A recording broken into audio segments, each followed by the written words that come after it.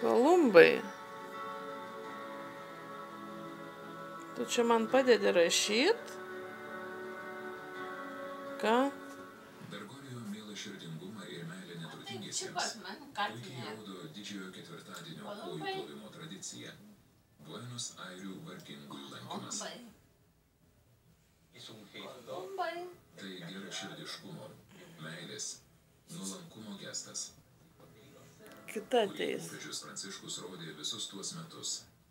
Kai eidamas Buenos Airių arkivyskupo pareigas, lankydavo pačius neturtingiausius, labiausiai Kita kenčiančiuosius. ateina. Manau, kad jis Padėt taip elgėsi, sveikinimus sekdamas rašyt. Jėzaus pavyzdžiu.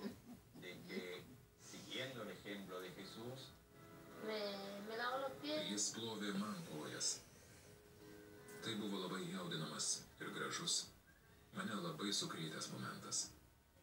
Ta akimirka jaučiau džiaugsmą ir liūdesį. Labai gerai. Matydama, kaip kardinolas plauna man kojas, pravirkau.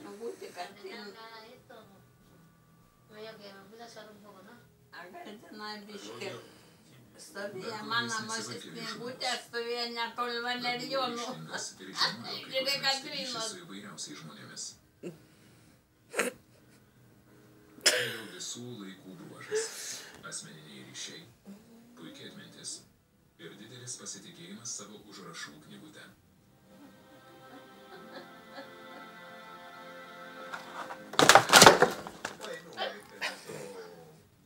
Vieną dieną jis paklausė manęs kaip, kas Argentinoje, o ypač Buenos Airėse labai įprasta. Už kurią komandą sergi? Jis San Lorenzo, komandos gerbėjas, o aš atsakiau už Riverį. Tuo metu komanda River žaidė nekaip, o San Lorenzo sekėsi puikiai. Jis ėmė juokauti šią temą ir aš supratau, kad šis neeilinis žmogus stengiasi artimai susipažinti su savo kaimynu ir leidžiasi gilaus supratimo keliu.